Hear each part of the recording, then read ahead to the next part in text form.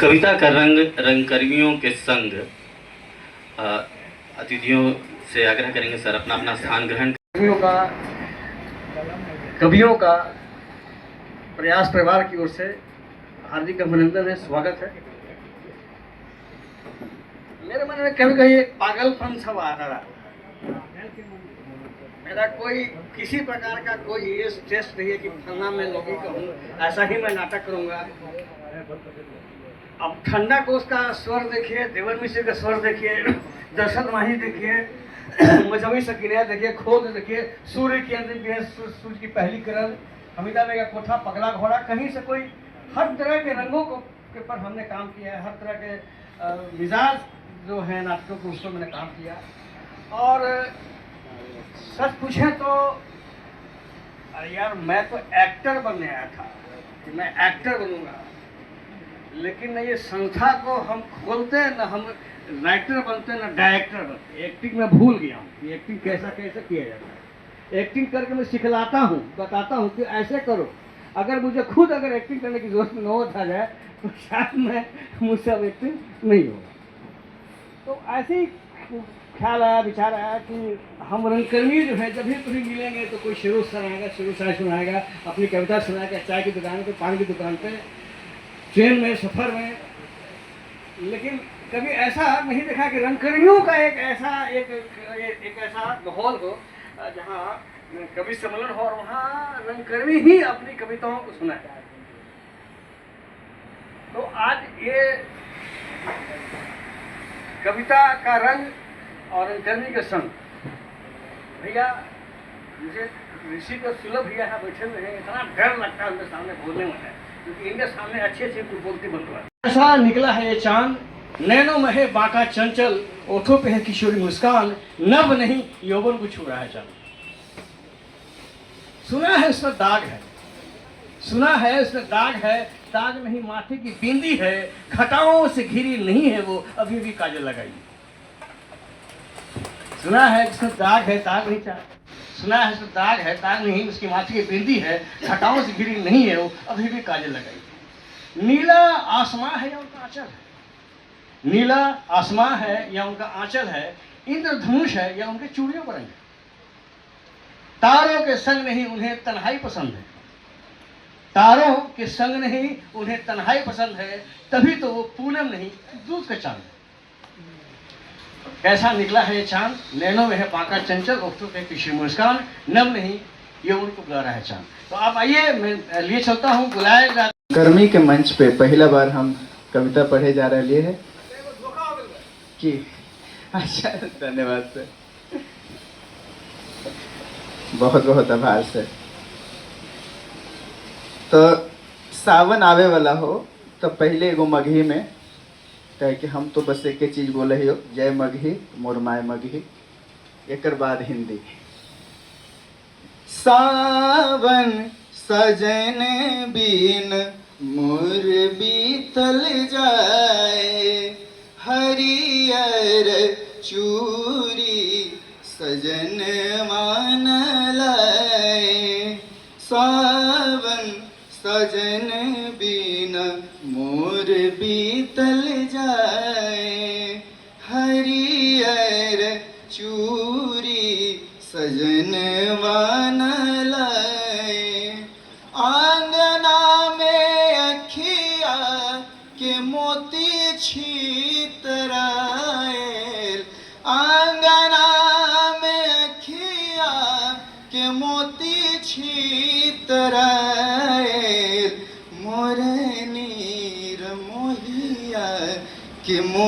मोहबो नाए मोर नीर मोहिया के मोहबो नाए करूँ तब करूँ कैसे पिया के शिकायत भले मर जाऊं हम राह तकाई करूँ तब करूँ कैसे पिया के शिकायत भले मर जाऊं हम राह तकाई चाह मेरा निरखैते खियाल चाह मेरा निरखैते खियाल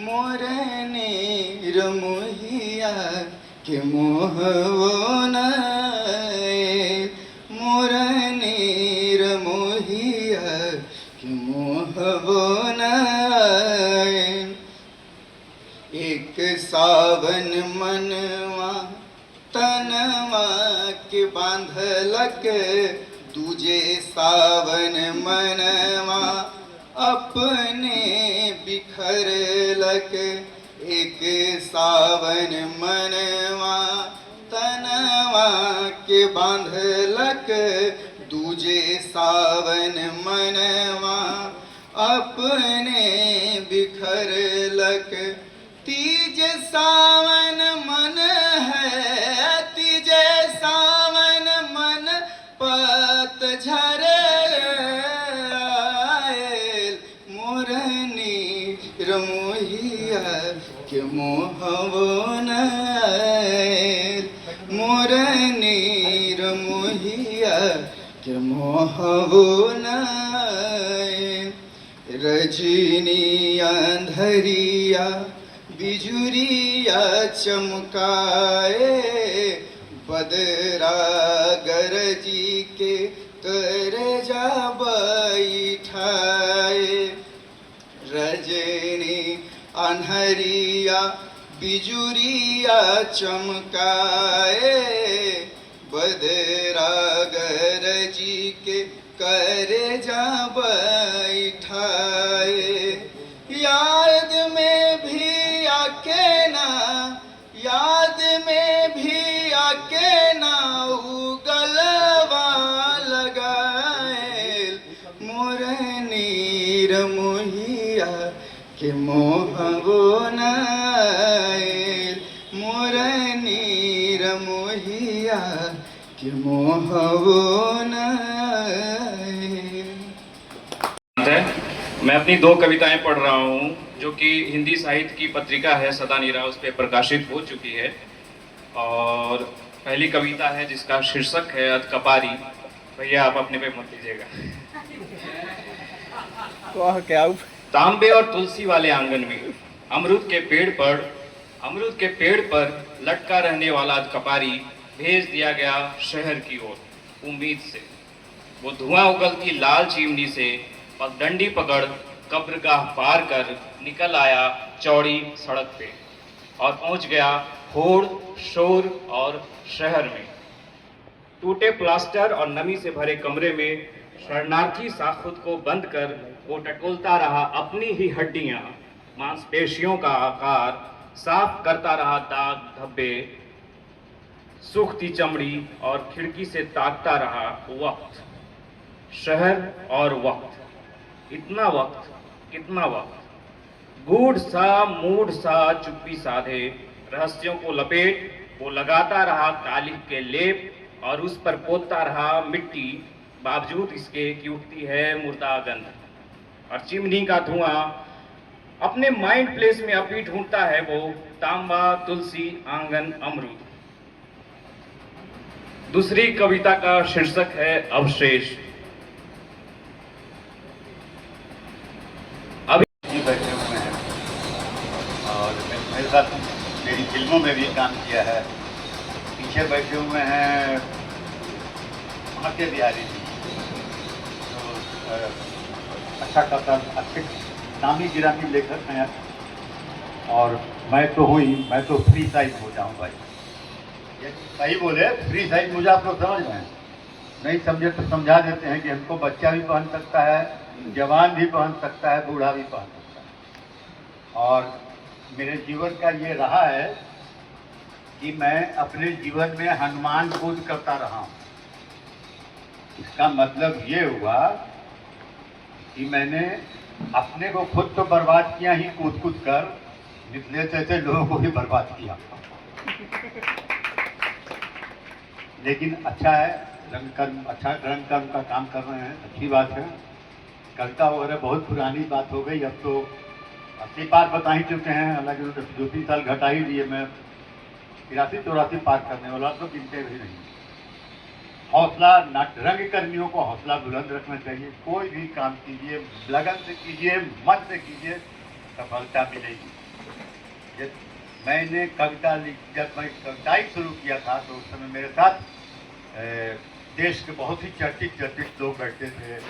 रेणु जी बैठते थे, नागार्जुन जी बैठते थे, आप तो जानते हैं, वो शांति जैन जी बैठते थे। तो बहुत लोग थे, लेकिन समय बहुत गुजरता गया, बहुत लोग गुजरते चले गए। अभी तक हम नहीं गुजरे हैं आप लोगों को सुनाने के लिए। तो लेकिन मेरी कविता तो खैर पिछले कह रहे हैं तो हम सुना सकते हैं, याद तो है कुछ, बाकी सब तो हम गंगा जी में डाल दिए थे, तो मालूम ही है। तो एनी हाउ, तो मेरी कविता बहुत पुरानी चीज़ें हैं, और जिस ज़माने में हम लोग लिखा करते थे उस समय हम लोगों में बहुत जवानी का जोश था, मस्त लाइफ था, और सरकार से बहुत ही खुन्नस खाए रहते थे। हम 2-4 बुक तक समझ लीजिए कि अपनी कविताओं का 2-4 लाइन सुना देते हैं, जो आप लोग कोशिश कीजिएगा कि क्या लिखा है, ये लिखते थे क्या। हल्ला बहुत होता है, समाजवाद समाजवाद समाजवाद समाजवाद, बहुत हल्ला होता है, किसी पॉलिटिकल पार्टी पे कोई आक्षेप नहीं।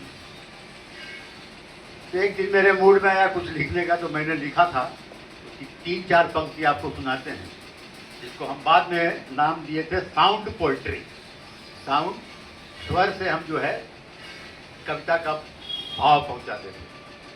तो सुनिए, नेताजी ने कहा समाजवाद दम, हमारे देश में दाएं जरूर आएगा धड़ा। ये तो इस तरह की कविताएं लिखते थे। गरीबी पर मेरा एक ये था, सीरीज था कविताओं का। गली के उस मोड़ पर बड़ा बंद मुट्ठियों वाला वो मुर्दा आदमी मुझे डरा गया। गली के उस मोड़ पर बड़ा बंद मुट्ठियों वाला वो मुर्दा आदमी मुझे डरा गया। भूख का इतिहास कुछ और गहरा गया। जी में चाहा कि कुछ पैसे जोड़ दूं, जी में आया कुछ पैसे जोड़ दूं शब्दाह के लिए। रोड पर पड़ा रहता है तो लोग फेंक देते हैं पैसा। जी में आया कुछ पैसे जोड़ दूं शब्दाह के लिए, डरा कहीं मार न बैठे अपनी बंद भींची मुट्ठियों से, क्योंकि उसकी पथराई आंखों और जड़ होठों के कोने में लिखा था भूख का इतिहास, आदमी के द्वारा आदमी का सर्वनाश। बम्बई, इसके बाद ये इस सीरीज में मैं फिल्म बनाने के लिए, मैं एक थिएटर आर्टिस्ट भी हूँ और कथक डांसर भी हूँ। और मैं रिसेंटली एक एनअप देखी थी जिसका जिक्र मिथिलेश सर ने किया, और वो सामने मेरे बापू है, वो माँ है, वो डायरेक्टर है, भाई नहीं आया है। तो मैं तो कविता बुक्स वगैरह नहीं पढ़ती हूँ कविता का, पर मैं खुद से लिखती हूँ क्योंकि मैं थोड़ी प्रैक्टिकल हूँ, सो खुद से लिखती हूँ। तो मैंने कथक से अभी पीजी कर रही हूँ, उसी पे लिखी हूँ। हर ताल की कहानी शीर्षक है। जिसको हर ताल पर नाचने आता हो उसे ये दुनिया क्या नचाएगी। जिसे हर ताल पर नाचने आता हो उसे ये दुनिया क्या नचाएगी। जो हर ताल पर जख्म खाई हो उसे ये दुनिया क्या बताएगी। ठोकरे से जिसने रिश्ते पहचाने सीखा हो, ठोकरों से जिसने रिश्ते पहचाने सीखा हो उसे रूठी वफाएं क्या रिझाएगी। जिसने खामोशी में भी तूफान से लड़ा हो, जिसने खामोशी से भी तूफान से लड़ा हो, उसे ये दुनिया की आवाजें क्या डराएगी। जिसने हर ताल पे नचना सीखा हो, उसे ये दुनिया क्या नचाएगी। जिसकी रूह तप कर कुंदन बनी हो, जिसकी रूह तप कर कुंदन बनी हो, उसे ये आग क्या जलाएगी। जिसने हर ताल पर नाचना सीखा हो, इसे ये दुनिया क्या नचाएगी। जिसने हर हार से सबक सीखी हो, जिसने हर हार से सबक सीखी हो, उसे जीत क्या सिखाएगी। जो हर ताल पे नचना सीखा हो, उसे ये दुनिया क्या नचाएगी। इसे ये दुनिया क्या नचाएगी। धन्यवाद। आप सबों को नमस्कार। अब तक मंच पर एक अभिनेता के रूप में आता रहा हूँ। आज पहली बार एक कवि के रूप में एक कवि मित्र ने आमंत्रित कर दिया है तो आ गया। मैं कवि हूँ नहीं, सच्चाई, लेकिन कभी कभी मन में भाव आते हैं तो कुछ लिख देता था। कवि हूँ नहीं, कवियों का साथ रहा है। मिथिलेश भाई, किरण भैया और एक चले गए हमारे सुलभ भैया, यहाँ किशोर हैं। लेकिन एक सुना देता हूँ कविता, जब कवि सम्मेलन में बुलाया गया हूँ तो रंग कर्मियों का ही मंच है तो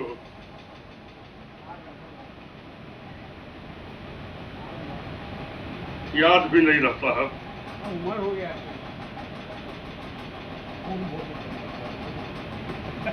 ये मेरा मन मिजाज हुआ करता था कभी, किरण भैया। अब नहीं है ये मन मिजाज, लेकिन कभी हुआ करता था यही। आज भी अंतर यही है, अंतर यही है। कविता का शीर्षक है स्वघोष। स्वघोष। सच कहता हूं, सच कहता हूं कि टुकड़ों में कुछ भी लेना मेरी आदतों में शुमार नहीं। टुकड़ों में कुछ भी लेना मेरी आदतों में शुमार नहीं। प्यार हो या तकरार, अधूरा मुझे स्वीकार नहीं। टुकड़ों में कुछ भी लेना मेरी आदतों में शुमार नहीं। प्यार हो या तकरार, अधूरा मुझे स्वीकार नहीं। हमारे अंक में बस उनका ही समावेश है।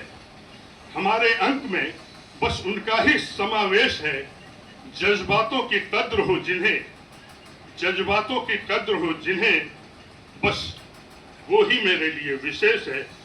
क्या हुआ जो मेरे हिस्से में, क्या हुआ जो मेरे हिस्से में, रिश्तों की भरमार नहीं। टुकड़ों में कुछ भी लेना मेरी आदतों में शुमार नहीं।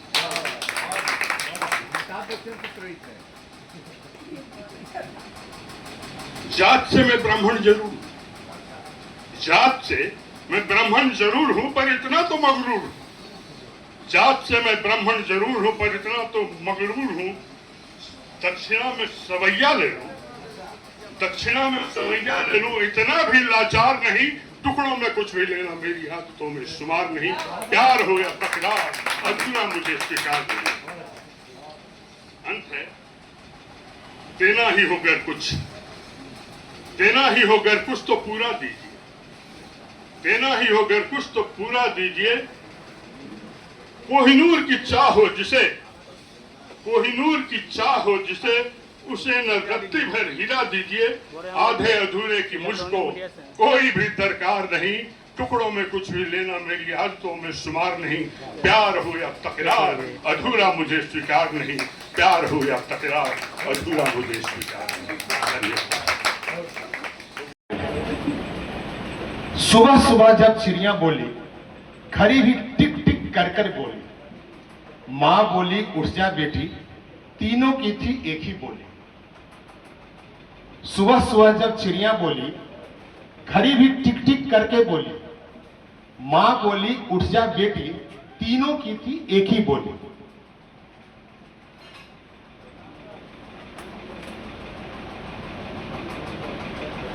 झटपट मैंने बिस्तर छोड़ा, बेटी कह रही है कि झटपट मैंने बिस्तर छोड़ा, बाथरूम में थी छोटी बहना। जब मैंने आवाज लगाई, अंदर से एक बोली आई, रुक जा दीदी 15 मिनट, बालों की है करनी सफाई। मैंने अपना समय बचाई, स्कूल ड्रेस में इस्त्री लगाई। माँ ने कर दी टिफिन तैयारी, मैंने अपनी बैग उठाई। माँ रोड तक छोड़ आई, ठीक से जाना बेटी स्कूल, ना करना समझने में भूल। चिंता न कर मेरी माँ, तू है सबसे अच्छी माँ। धन्यवाद। ये मेरा पहला कविता। मैं बाकी आप सब लोग बड़े हैं, इसलिए आप सब लोगों को मैं प्रणाम।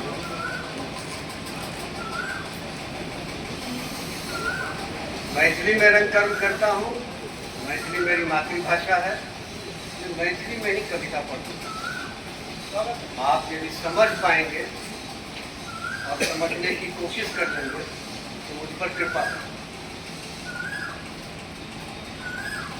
अभी तक जितने कवि लोग आए हैं सब अपने अपने हिसाब से कविता पढ़े हैं। किसी ने कहा कि अभी तो कभी मैं हूँ नहीं, कभी एक लिख लिया।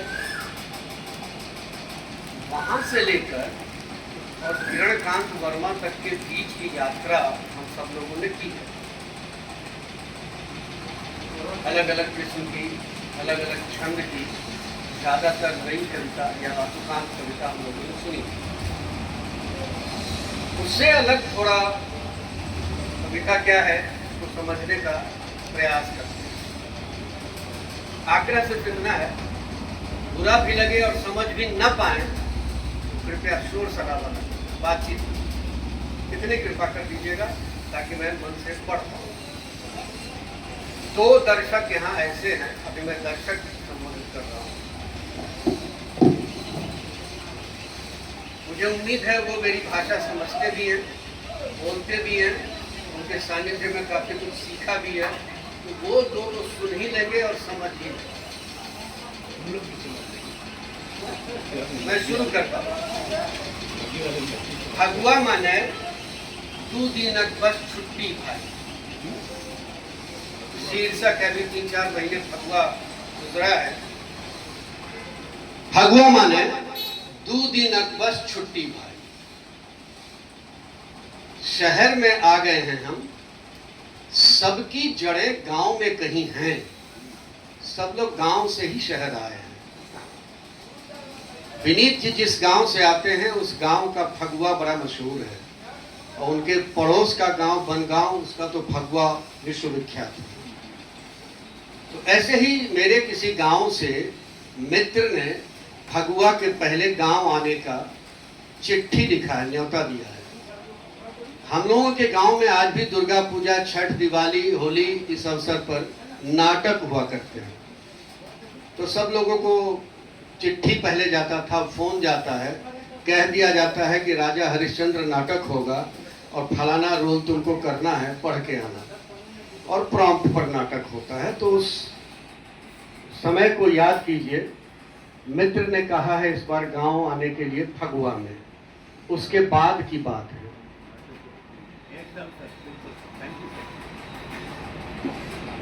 किरण भैया को प्रणाम, उम्मीद करते हैं कि आप सुन देंगे मुझको। मीत कहै छ गाम अबैले फगुआ में, मीत कहै छ गाम अबैले फगुआ में, एतऽ पड़ल अछि जान अवग्रह फगुआ में। मीत कहै छ गाम अबैले फगुआ में, एतऽ पड़ल अछि जान अवग्रह फगुआ में।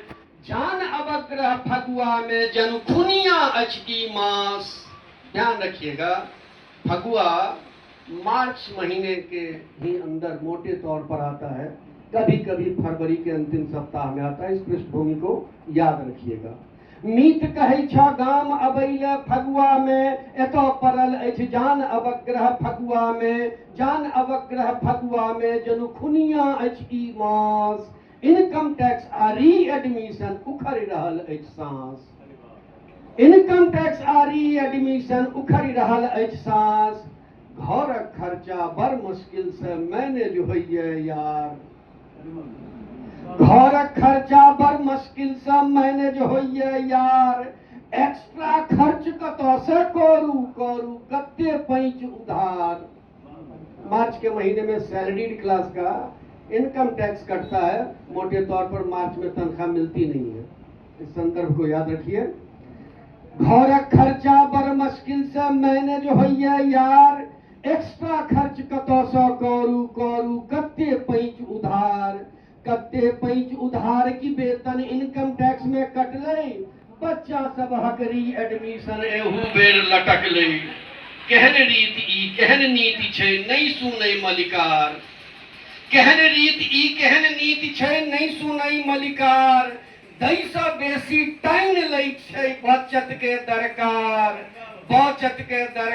गाम अरि कोना खेलाई बचत के दरकार गाम अरि कोना खेलाई हमरा लेल त फगुआ माने 2 दिनक बस छुट्टी भाई हमरा लेल त फगुआ माने 2 दिनक बस छुट्टी भाई तोरे सबके ठीक छौ मीता वर्ष चक्र के जीवै छै वर्ष चक्र साल भर में जो पर्व त्योहार और जीवन में जो रंग और उमंग आते हैं तरफ ऐसी फिजा देखो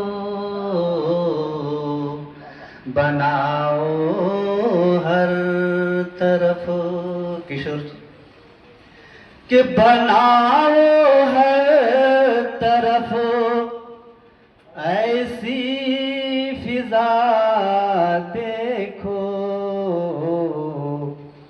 हो नफरत की मोहब्बत ही दवा देखो हो नफरत की मोहब्बत ही दवा देखो बनाओ हर तरफ। जी शुक्रिया। कि अकेले घर से ना निकला करो तुम अकेले घर से ना निकला करो तुम अकेले घर से ना निकला करो तुम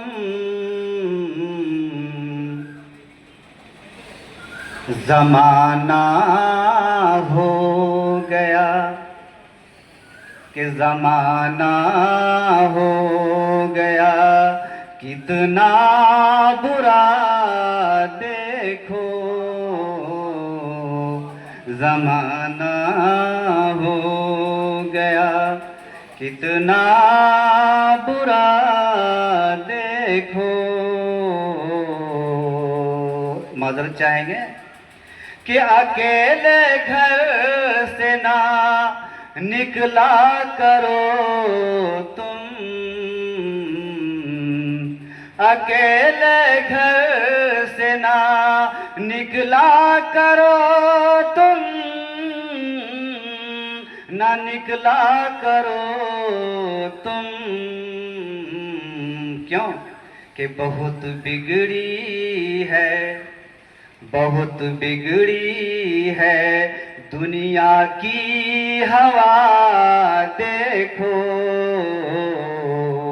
बहुत बिगड़ी है दुनिया की हवा देखो हो नफरत की मोहब्बत ही दवा देखो।